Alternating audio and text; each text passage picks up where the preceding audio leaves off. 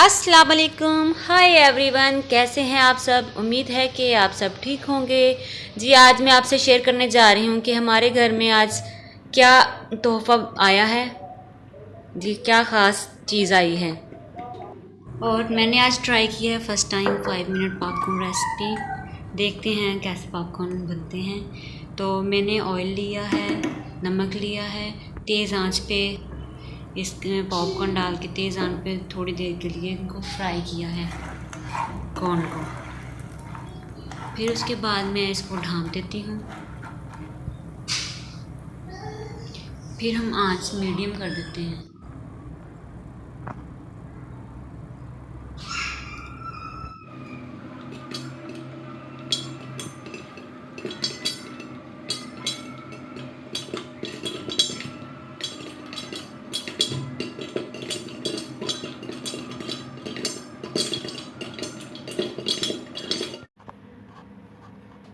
वाह जी, देखिए popcorn ready हो गए हैं माशाल्लाह से, ज़बरदस्त। अब हम इसको निकालेंगे एक बाउल में और फिर मज़े मज़े से खाएंगे।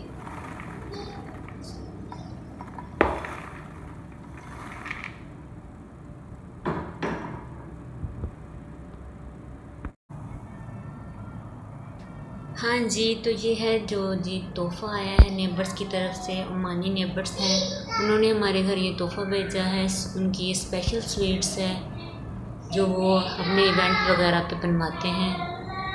और आज फर्स्ट टाइम हमारे घर में भी ये आई है स्वीट।